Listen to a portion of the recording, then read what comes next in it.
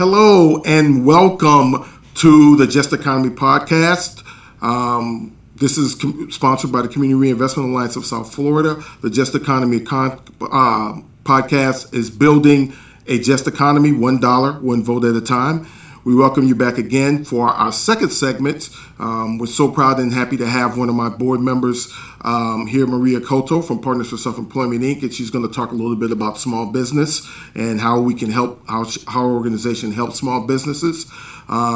We are very, very happy to be here for the second time, and want to remind you that we'll be asking you as members and other organizations to actually come on the podcast and talk about your particular programs. The Community Reinvestment Alliance of South Florida is a nonprofit organization, 501c3, whose mission is to ensure that the financial institutions reinvest into the community as per the Community Reinvestment Act law of 1977. And that includes a lot of things. That includes transportation, affordable housing, social services, small businesses, everything that has to do with building a just economy and helping all achieve the opportunity to be equal in our state. So we look forward to hearing from you, and we look forward to your participation in our organization. So as I stated today, we have a great guest, Maria Coto, from the Executive Director of Partners for Self-Employment, Inc. Full disclosure, Maria and I go back a long way. We've been working together for about 20 years now. Ooh, Maria goes by fast. And for about 15 of those years, she was my boss, and she's probably one of the greatest people I know, and that's thoroughly interested in being a part of the community and helping the community from the small business aspect. So, Maria, welcome, and thank you for coming on. Please tell us a little bit about Maria Coto and the Partners for Self-Employment, Inc. Organization. Well, first, thank you for having me on. I truly appreciate the opportunity to come on and share some information.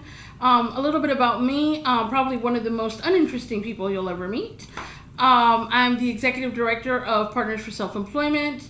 Didn't start out thinking that I was going to be in economic development at all. Mm-hmm. Actually started my life out in the psychology and sociology field.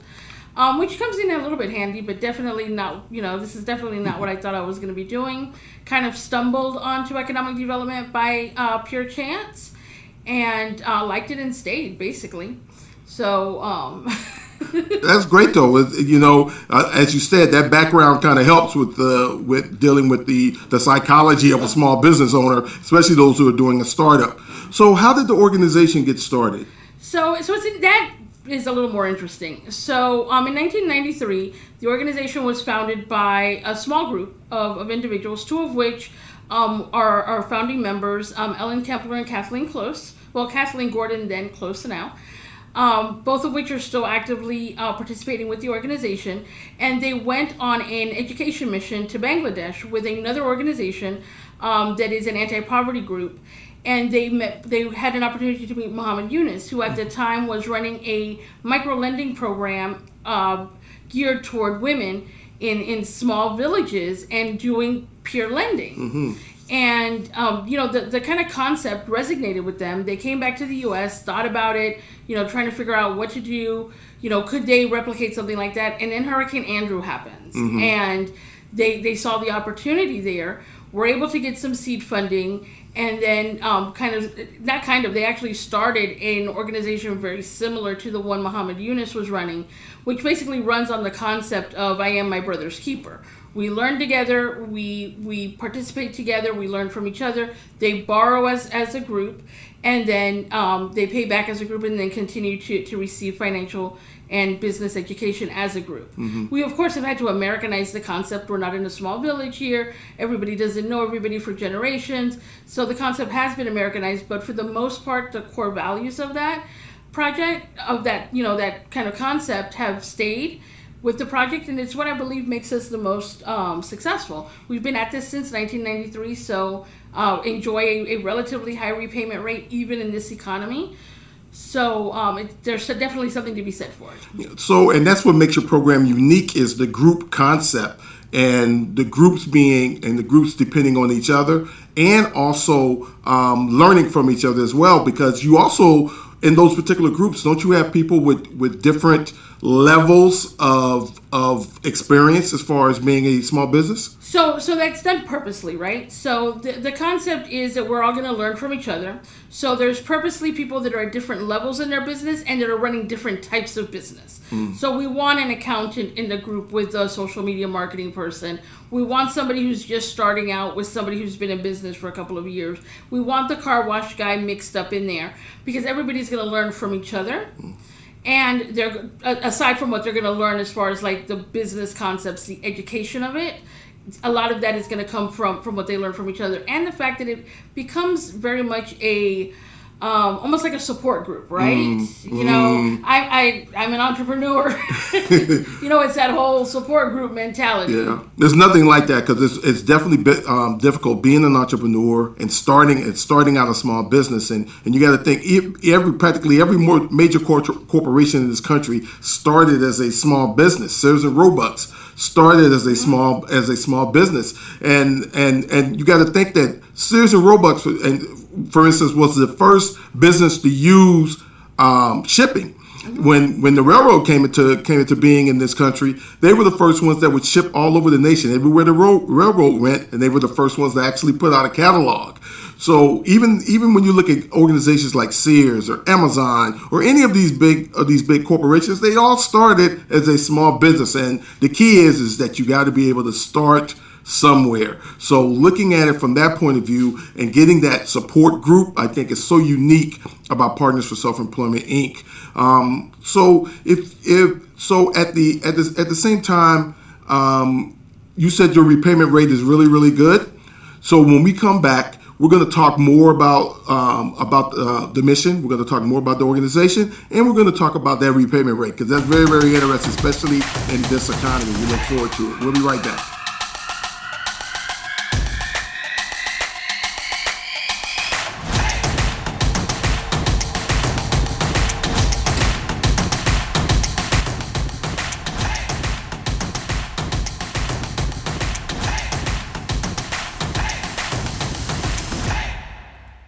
We're back talking with Maria Coto, Executive Director for the Community Reinvestment, for the Partners for Self-Employment, Inc.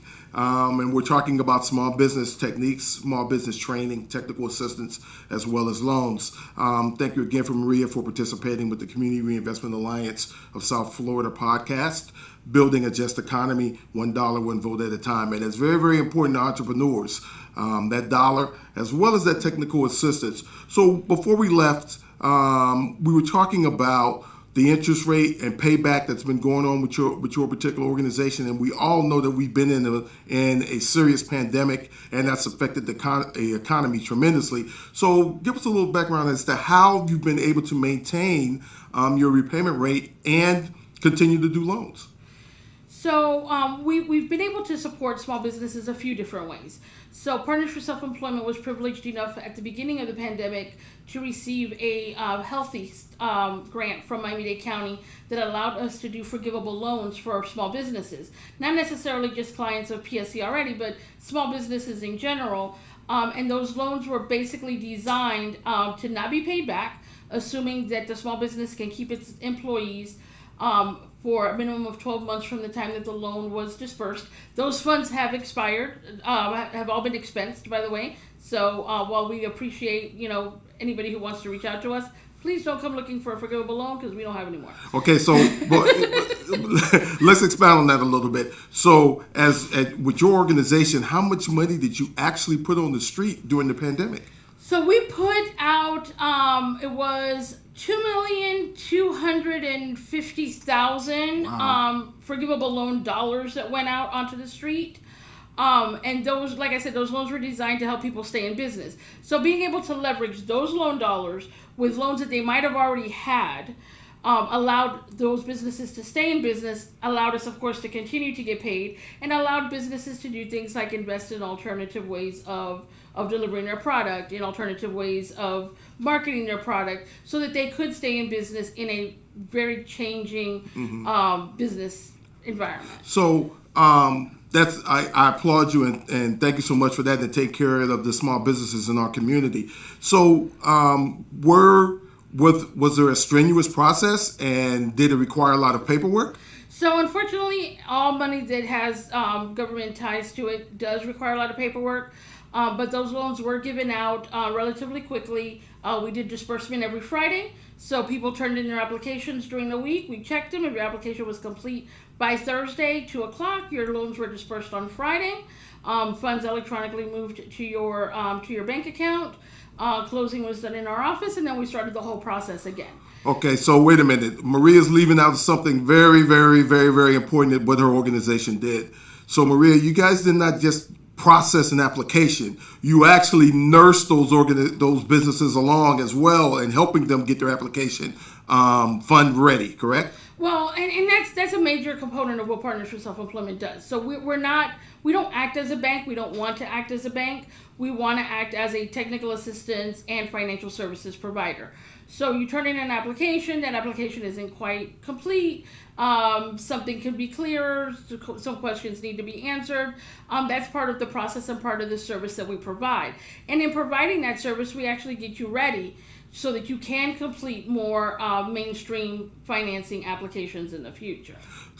Because your organization is not, as you just said, is not a bank, and you don't consider yourself a bank, but you're prepping. Are you prepping those small businesses to eventually go to mainstream lending, and i.e. financial institutions? So that's the ultimate goal, right? Not just with forgivable loans, but with our regular microloan programs. The ultimate goal is to move you up, move you through the process, and move you out into mainstream financing to open up your slot for somebody else who isn't qualified or isn't able to attract funding that way. So I think one of the questions everybody wants to know is startup loans and helping startups. So give us a little brief dissertation as to how you help startups. So startups really are our bread and butter, right? We like to call them hope and prayer loans. You hope to get a loan, I pray to get paid. And they are no credit, no collateral loans. So basically, an individual that wants to start a small business, or maybe has started a small business but hasn't really legitimized that business, goes through a series of training and technical assistance. That's your credit with us, your sweat equity.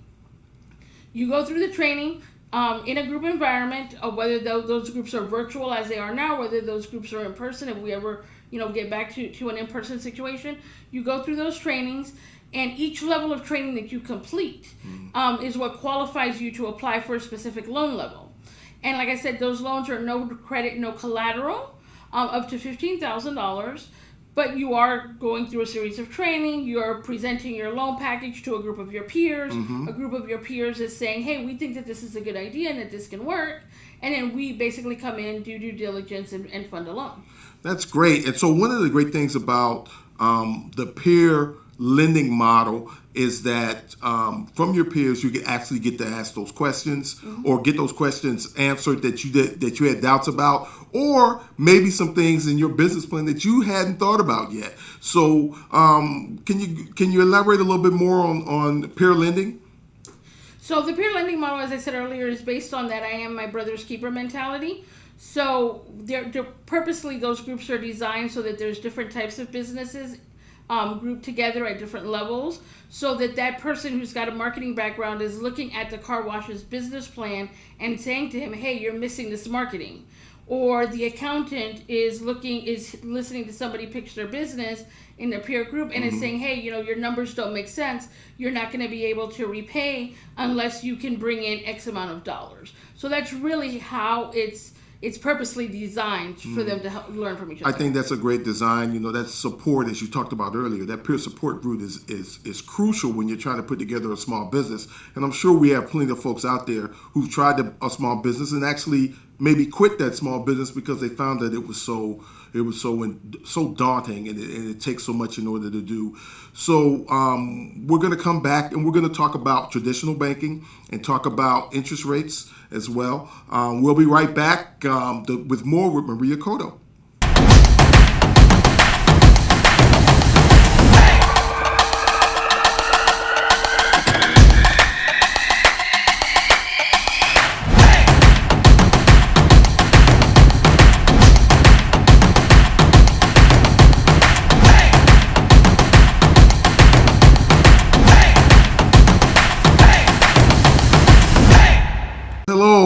Welcome back to the Just Economy podcast, building a just economy, $1 one vote at a time. And again, we're on with our guest, Maria Coto, Executive Director of Partners for Self-Employment, Inc. And we're going to expound a little bit as we talk about small business, but I wanted to ask you about traditional banking.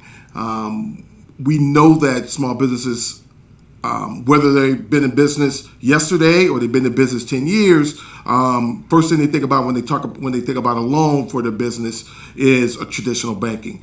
So expound a little bit on how Partners for Self-Employment, Inc. prepares those organizations for traditional banking, whether they're young or old. So the first thing that we do is we encourage everybody and actually make it a requirement that they start a banking relationship. So everybody's got to start somewhere. So opening a business bank account is the easiest place to start creating a banking relationship. We know that most of the clients that come to us because they've not been in business long enough or have been in business, but have engaged in things like creative accounting, right? My tax returns show negative $5,000 every year. Are just not going to qualify for mainstream banking up front. Mm-hmm. So what we've done is we've looked at our banking partners, we've looked at other banks and how they underwrite small business loans, and we've created programming specifically designed to help people qualify, right? Mm-hmm. This is how you're going to do your taxes. This is how you're going to keep your financials. Our application in a lot of ways mirrors the application of a bank. Mm-hmm. It's just, the form looks different. It's less daunting. We'll walk somebody through how to complete it. Mm-hmm. But if you can fill out our application, you can definitely fill out a business bank application. Because that banking application can be daunting and scare a lot of people. I've had these conversations with bank executives and small business bankers, and they say that, they give the application to the small business and never hear back from them again. So I got to think that application can be scary as they look at it, but your application is similar. But one of the great things I think about your organization is that you help coach them through completing an application, and no one is just left out there on their own, right? Right, and we change it up so that it looks less intimidating on purpose. So you can answer. Wow. You're answering the same question. It looks a little different. It feels a little different. Things like putting together your business plan, interviewing with a banker. You're doing that, right? You're interviewing with 12 bankers that are in your group. They're making a loan decision. Interesting concept. Interviewing with 12 other bankers presenting your plan. Because they're acting as bankers during that time. So, you go through the program, you actually go to a bank. This is no longer intimidating. You got one guy. Who are you? I had to do this in front of 12 last week. So, I got this. Gotcha. So that's a great concept, Maria, and that your psychological background is coming into play, right? So what are the difference between interest rates with a regular financial institution and a nonprofit organization that is specializing in something like this? So for the most part, nonprofit organizations are going to have higher interest rates because we are taking a much higher risk. So no credit, no collateral loans. I don't know a bank currently that's doing that does that sort of work. Mm-hmm. We've done no credit, no collateral loans since inception. Those dollar amounts have changed over time, but and they've gotten larger, they've gotten higher, mm-hmm. but it's a much larger risk. So right now, our interest rate sits at 4%, worst case scenario, right? Highest rate we've got is 4%. That's actually a little bit higher than a bank.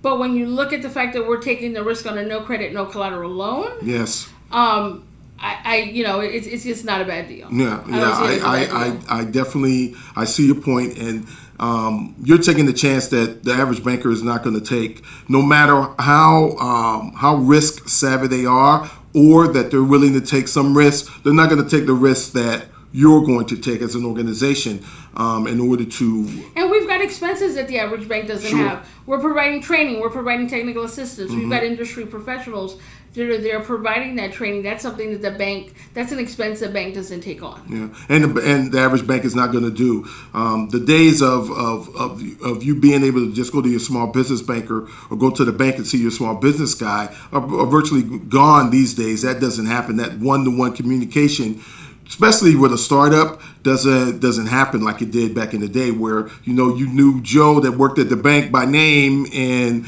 you could call him on the phone and arrange a $10,000, $15,000, $20,000 loan because you have some inventory coming on and you have the opportunity to expand your company. That type of thing no longer exists, right?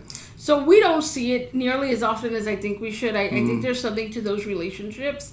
But now in the world of doing all your banking online and the app and it's very convenient for some of us, right? It's very convenient to be able to go online and complete an application, never actually have to go in, do that at 3:00 in the morning.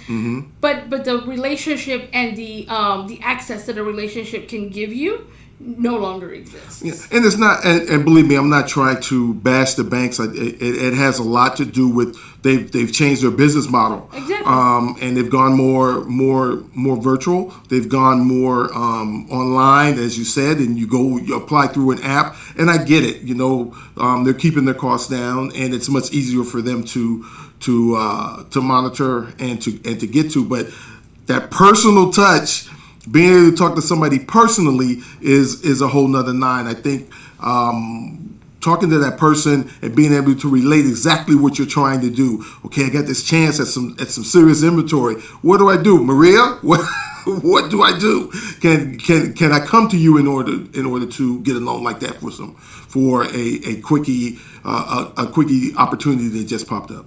So that's going to depend on where you are in your business, right? If you're just starting out and you've got no financial history, your first relationship with us is going to be a training technical assistance situation. And you'll be able to apply for a no credit, no collateral loan. If you already have an existing relationship with us, then you could come to us with an opportunity like that, and we would evaluate based on previous experience with you. Has it been? I take it it's been a definite challenge in order to do this work, and we're glad that you're here. We're going to come back in just a few minutes, and we're going to talk more about small business and small business loans, and we'll be right back with Maria Coto.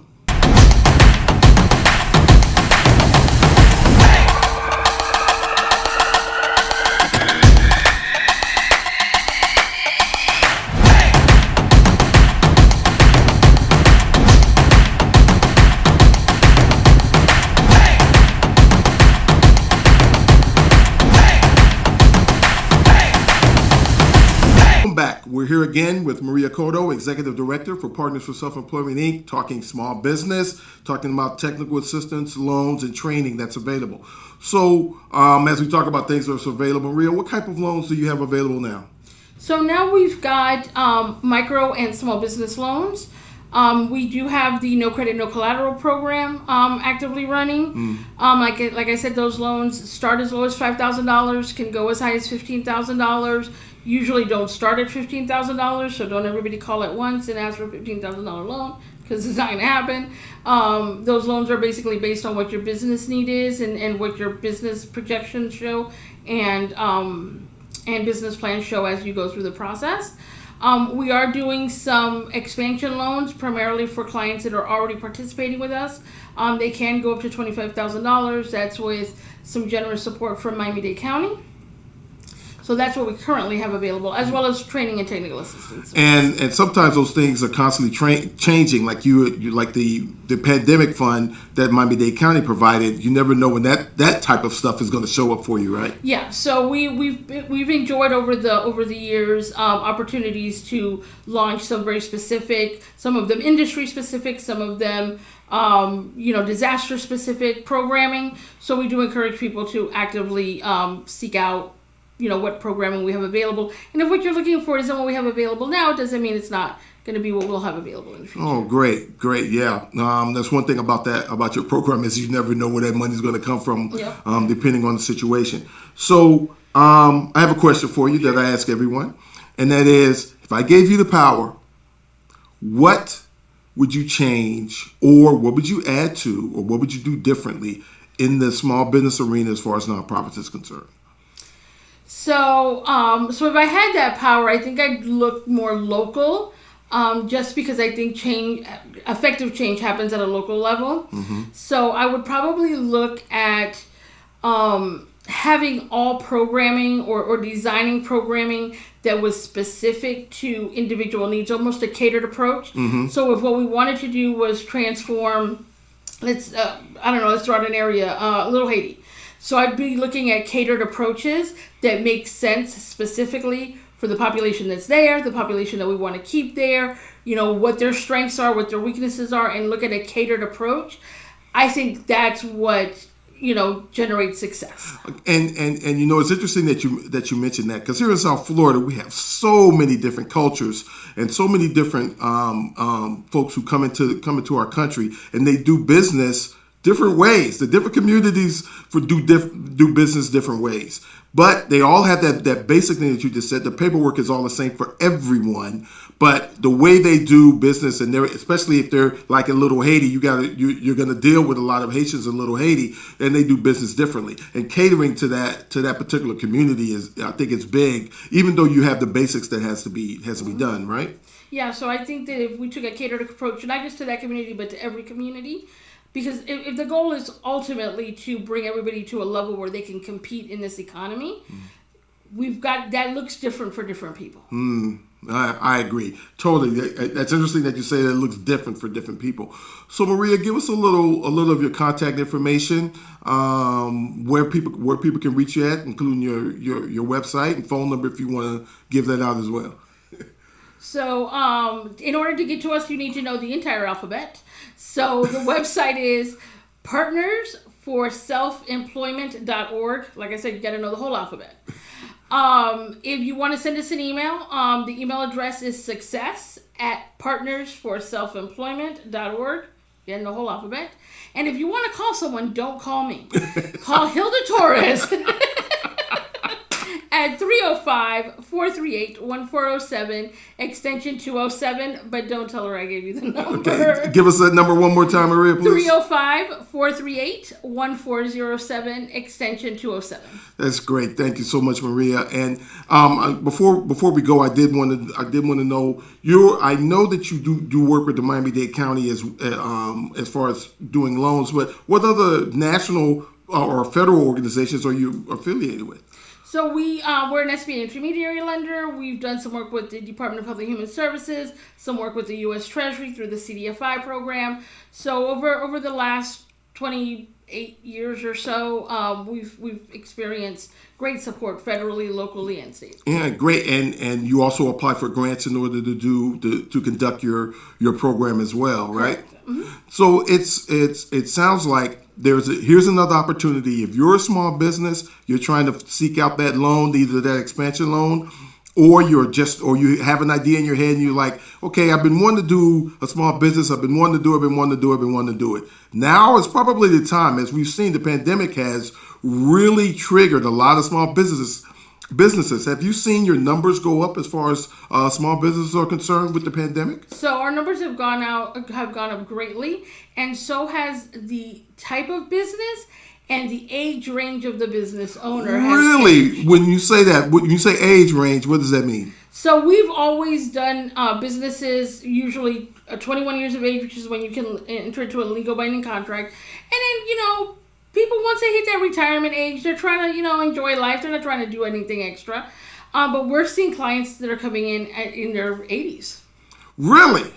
Wow. So, we're seeing a lot of differences. We're seeing a lot of people start a business for the first time. We're seeing a lot of people start a business because they're the job that they had.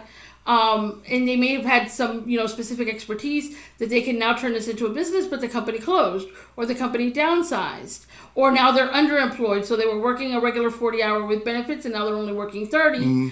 So they create these small businesses on the side. So we're seeing a lot of differences, and we're seeing a lot more traffic. Okay, great. So Maria, before we go, please give us the contact information one more time. So contact Hilda Torres at 305-438-1407, extension 207, or send us an email at success@partnersforselfemployment.org. And so we want to thank Maria Coto, Executive Director of Partners for Self-Employment, Inc., very much. And thank you for being a part of our podcast, the Just Economy Podcast, building a just economy, $1, 1 vote at a time. Community Reinvestment Alliance of South Florida.org. We thank you very much. We'll see you next time.